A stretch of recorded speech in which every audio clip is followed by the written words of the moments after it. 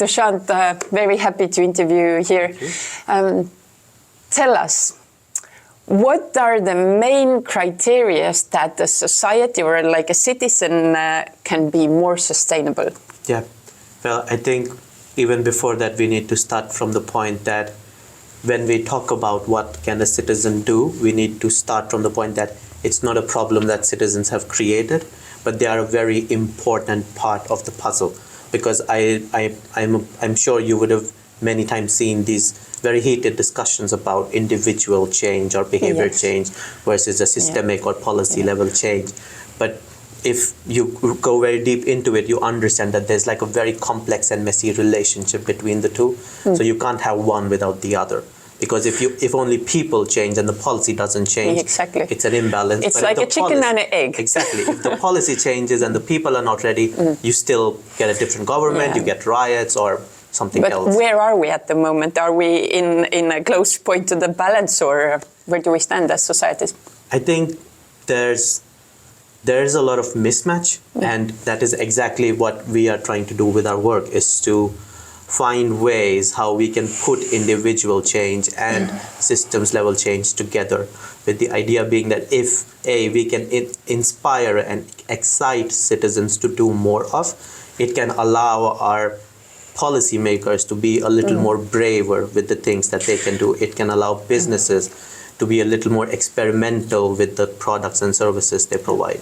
Well, people kind of tend to think, and I know it's a myth, and hopefully most of our viewers, but living sustainably is boring and difficult and awful and excludes you from all the pleasures of life. Absolutely. And I think normally when we think about sustainability, and this is something which we always say in our presentations, people think sustainability sucks. Yeah, it sucks. And it's quite clear, because the narrative around sustainability has been all about, you need to stop doing something. Yes, you need as an individual. Yeah, you need to stop doing this. You need to stop driving. You need to stop eating meat. You need to stop. There has been very little focus on, A, what do people and society gains from sustainability? Yeah.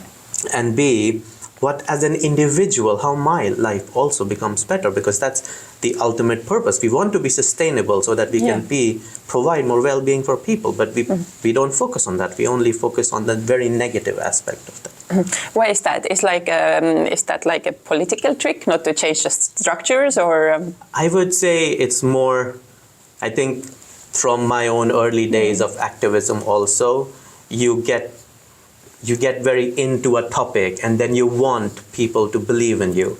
And let's say things like climate change, they can be very scary for an activist. Yes. So the only way you think you can convince people is to make them also scared with you, so that maybe they will change out of fear.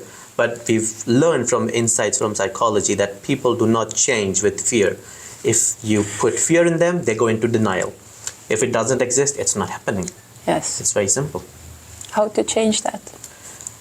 Well, that is a very hard way. We can do our little things that we are trying to do. One way that we are trying to work is that we try to work with the motivations that people already have. So we have this study which we've done twice. It's called the motivational profiles. And the idea is that we, in Finland, we talk to a representative sample of citizens, and we try to understand what motivates their life in general. We don't want to just talk about consumption. We want to talk about a lifestyle, because consumption is a part of doing the things we do in our life to create our own well-being. But there are so many other criteria. Exactly. So we want to talk about lifestyle and not just consumption. And we try to figure out what motivations do people already have, and how can sustainability enhance those motivations? So if we are suggesting people to do something, how can they also gain that thing which motivates them? Because then we are not trying to make everyone an environmental activist. We're allowing them to be the people they are, and yet the society gets the benefit of everyone being sustainable for their own motivation. I don't, fortunately or unfortunately, not everyone will be an environmental activist like me, but they can still be sustainable for their own reasons. Finland is a very interesting example. What have you found out during all the research? Well, I think one of the biggest reasons we found out is that when people are thinking about their lifestyle, environmental friendliness is there, but it's somewhere there in the corner. It's not very big, but people really care about the value of family. People really care about their independence. People really care about creating small joys in their life. I think there's something about this Nordic mindset. I've lived in Sweden, so there's like the concept of lagom. In Denmark, you have hygge, and I think it's the same with Finns. It's like this idea of contentness. So people really care about that. So how can sustainability provide that to people? Because at the end of the day, we don't have to shift away from all consumption. We have to shift away from the harmful one and find new pathways against it. So for example, people can still like clothes, but maybe they would share more clothes. Maybe they would buy more secondhand clothes. So it's about providing an alternative. So telling people what they can do more of instead of asking them to stop doing something. So because then the idea is that if you're asking them to do something more of which is better for society and environment, it is typically going to replace something that was negative. But we're not asking them to stop doing the negative. We are asking them to start doing more of this, which means that it is still replacing that. But we've just changed the framing of the way it is supposed to, way it can resonate more with people. And that's what we try to do. So we sat with experts who work on housing emissions, transport emissions, and consumption and hobbies, and I think 10 different experts. We asked them, what can we actually suggest to citizens?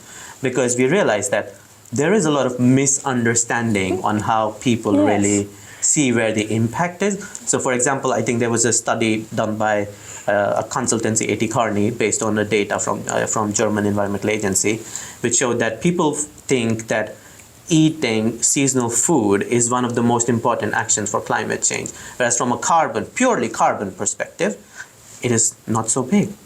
There's people think that stopping to use plastic is one of the biggest impacts for actions for climate change. From a carbon perspective, it's not. That is not an argument for using more plastic. No. We should stop using plastic for its own reasons. It's bad for biodiversity. It's ending up in but not when ocean. it comes to carbon. Yeah. So that is a strong misunderstanding. So people really don't know what actually has a big impact, what has a small impact. What has the biggest impact?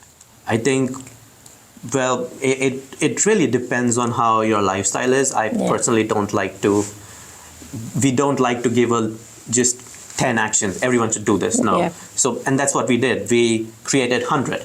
We said that, hey, here's a gourmet or a buffet of actions. So you can personalize it. You personalize. You see how your lifestyle is, and you choose accordingly. But then we realized, how do we get someone to look at 100 actions? People barely look at a list of 100 actions arranged by...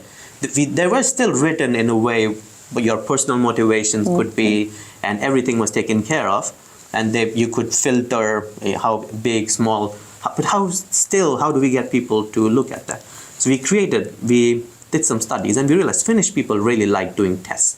You know, these tests. Quizzes. The quizzes. They're always fun. Yeah, and which tell you, I don't know, what kind of potato are you, or something like that. So we created a test. It's called the lifestyle test. There's a lot of science behind it because it's a consumption-driven carbon footprint calculator.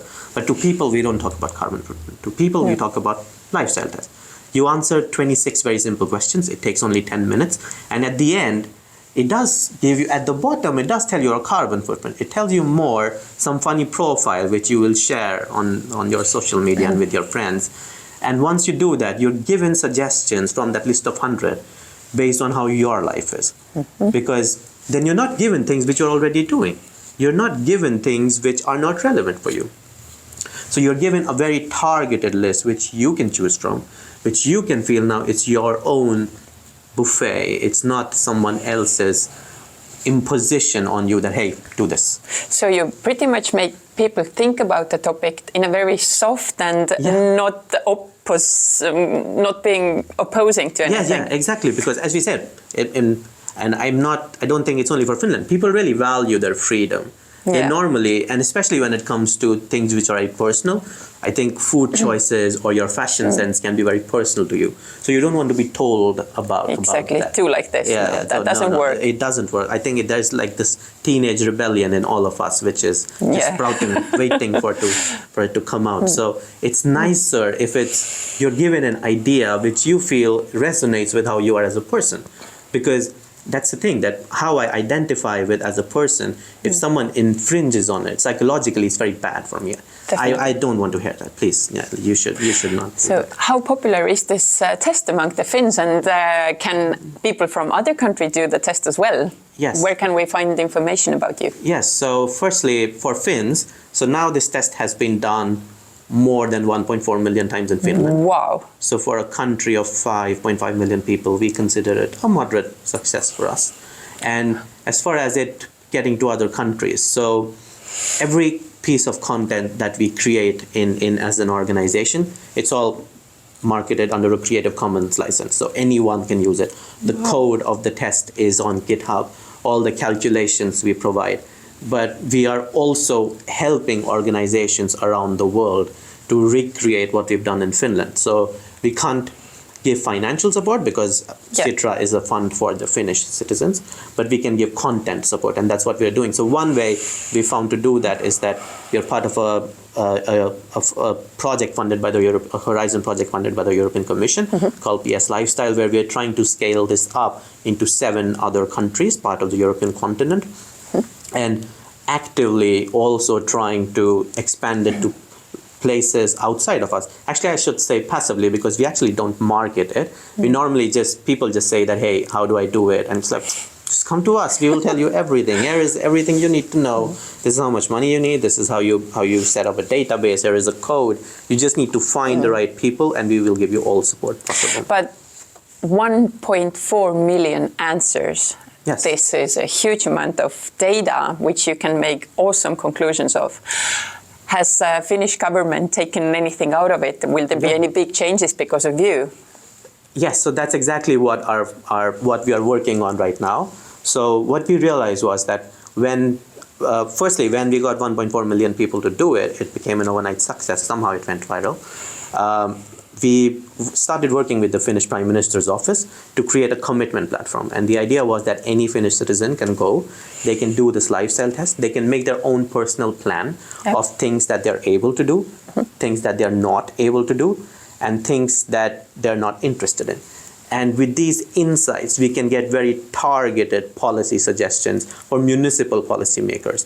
So for example, a municipal bureaucrat in Helsinki would be very interested to know what citizens for sustainability are not able to do in their own region. And it's the same for national level policymakers. So this is the exact idea, that how can we use what we learn, the insight that we create, how can we plug it into these to trigger these larger systemic changes. Another way that we are trying to do that is to help young circular economy startups to find new markets through human insights, because they have great ideas. What they need is A, to find a place for a new market, and B, is to have more insight, because again, and also marketing insight. So how do you actually get someone to use your product or service? Because you know it's better, but maybe that's the messaging that's not going to work. So how do you get everyone to be interested in your solution and not, I would say, the so-called green bubble?